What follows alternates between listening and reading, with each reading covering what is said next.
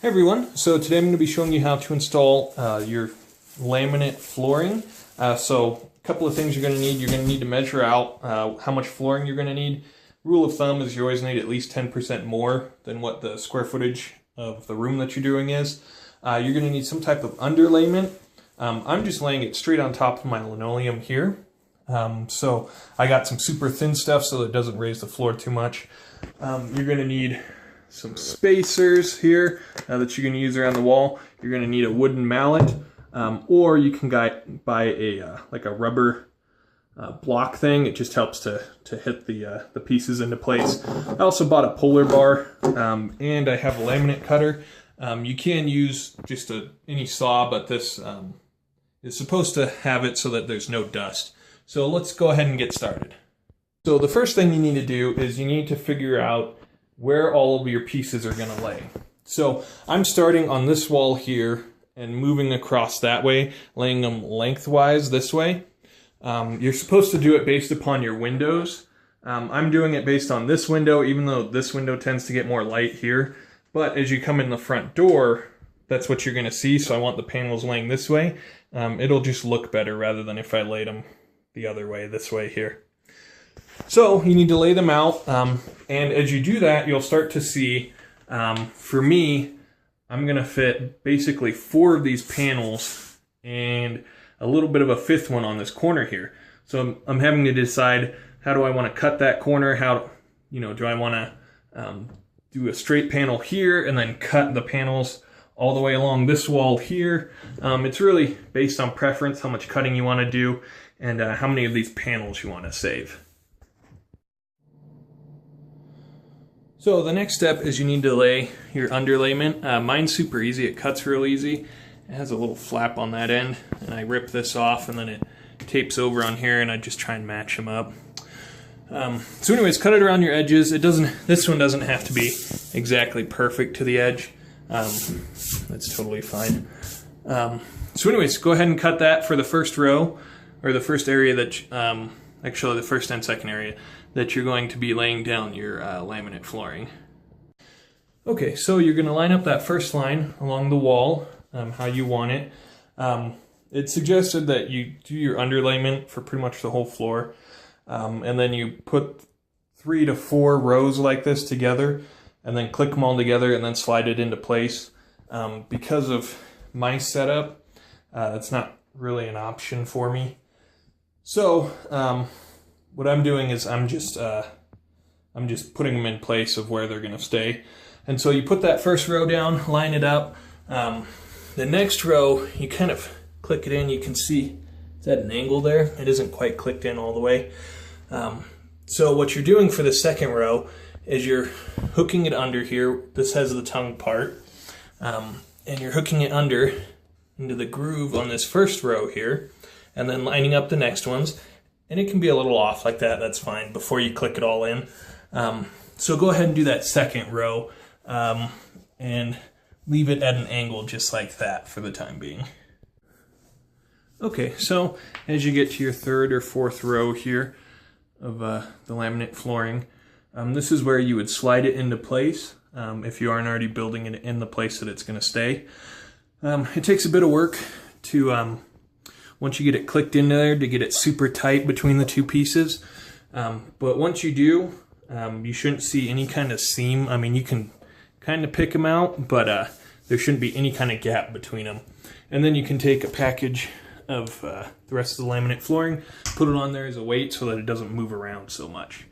So go ahead and just keep clicking them together and adding on until you get to a point like this, and you'll need to cut it to fit that little strip like you can see there. So as you're putting the planks in, you might come to a point where, like me, I wanted to put the fridge in. It's a really good weight. Just have to make sure that I still have my gap along the walls so that this can expand and it won't break or break anything else, push into anything there.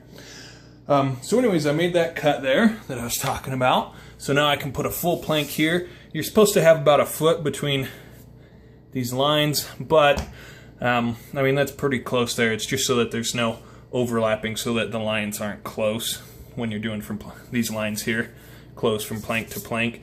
So anyways, you'll get to a point like I have. What happened was, as I rolled the fridge up on here, because it has wheels, it ended up cracking the edges here. So like, this one isn't so bad. This one's much worse. It did that, and that's fine. That's why you buy that extra 10%. And this will be fine actually, because I'll probably end up cutting it, and I'll need this side anyways. That's the crack side. I'll need this side probably to go against my cabinets right there. So anyways, what I'm getting at is that sometimes you'll have this all clicked in, and I need to click this one in now because I was replacing it.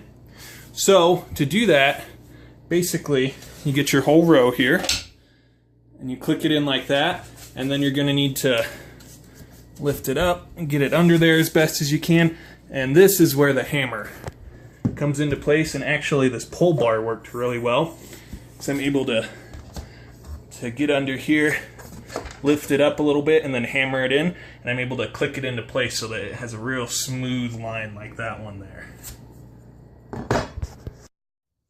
So when you're putting out that next roll of underlayment, for mine it's pretty easy. It has this extra flap here, and then it has like some pre-made sticky, like a sticky line on here, and you just pull off the cover on it, and then I can stick it onto there and it sticks on.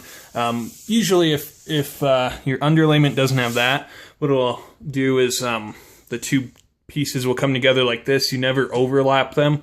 Make sure that it's okay if there's a tiny little gap there, as long as they're not overlapping. Sometimes you'll end up using packing tape to tape it together. Kind of like over here, I decided to cut it right here. So I have this here that I remove, and that's the sticky part. But I'll put some packing tape here to join it to the next piece right here. So if you're putting your laminate wood flooring over the rollout linoleum like I am, what you want to do is up here, it was kind of curling up a bit, so I just cut that off.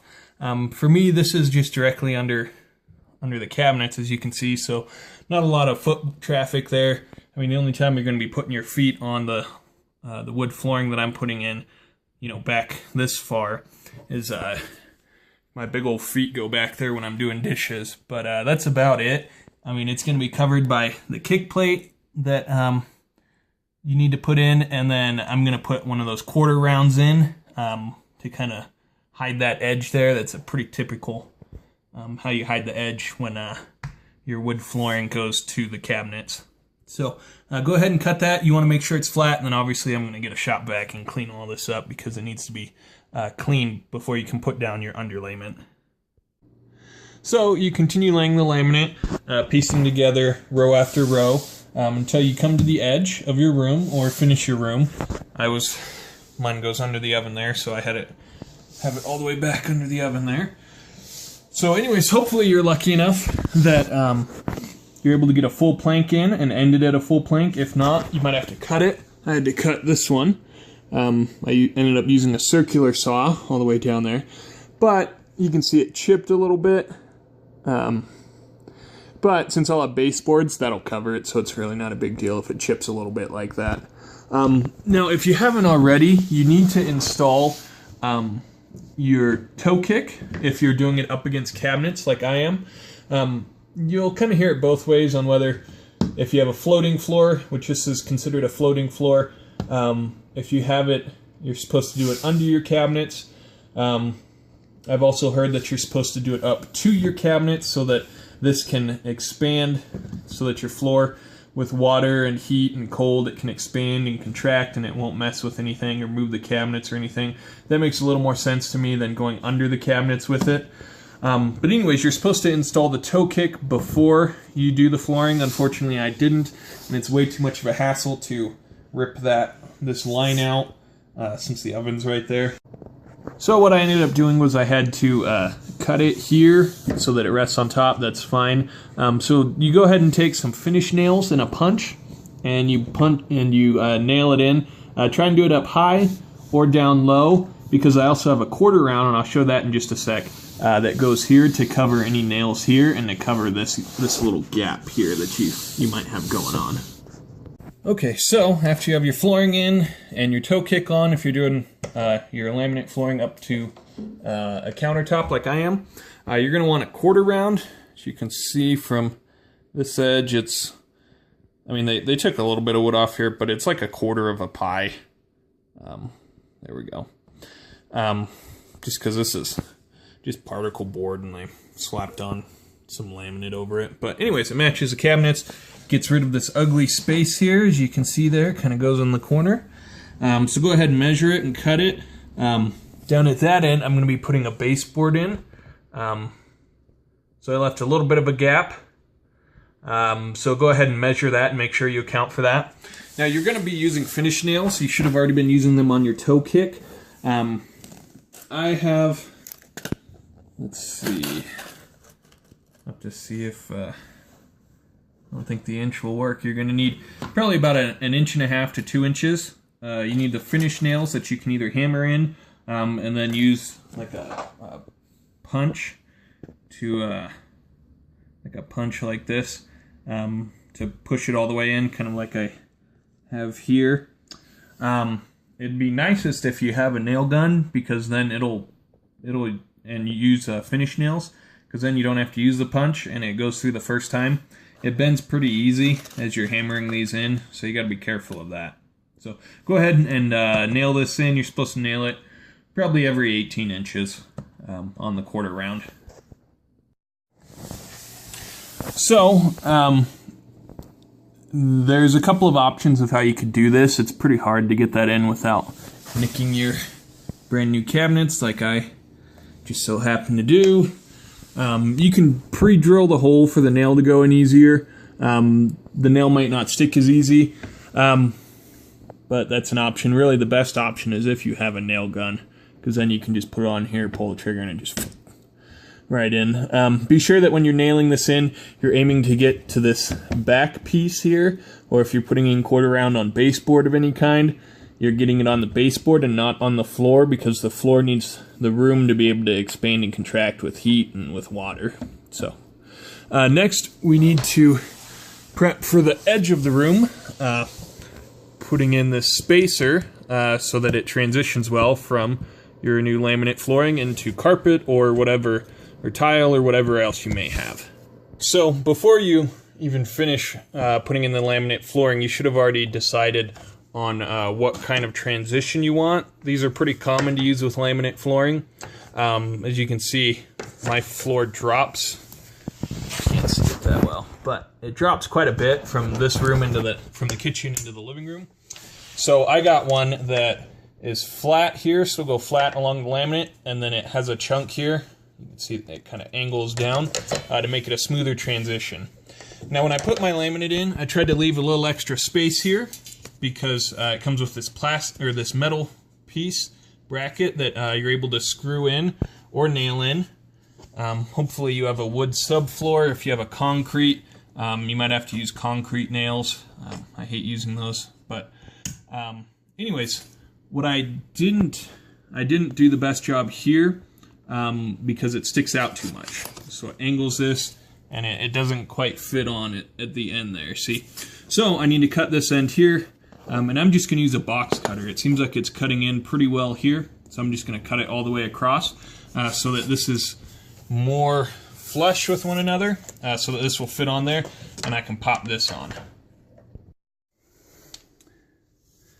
Okay, so I cut that edge there. It turned out alright using a box cutter. It took a little bit of work, but it turned out fine. Vacuumed it up, and then I just put some screws in. Like I said, I have a wood subfloor, so I could just screw straight into that. And then you just decide which way. Obviously, mine is going this way, and then it'll just pop into place. You just basically pop it in. You can see this little ledge here is what pops it in. So go ahead and pop that in real quick. So it took a lot of pressure. What I ended up doing was you pop it in a little bit, you'll feel it pop in, and then you can see that it's flat with here like it's supposed to be. But I got that in one spot and I couldn't get it in the rest. I ended up having to just take my heel and just put all of my weight in one spot just to pop it in throughout and had to go down the whole line. So you may have to do that. And I mean, I'm over 200 pounds. It took a lot of pressure to get that. But it's on there tight now, right where I want it. It's a pretty good transition. It's a little higher than I want it, but nothing I can do about that. Would have took a lot more work to take off the subfloor here and use a thinner one, and way too much work. So anyways, that's how you put in a laminate wood flooring. You'll need to do baseboards and your trim and everything to hide these gaps, but that's perfectly normal. So anyways, hopefully this was helpful for you, and thanks for watching.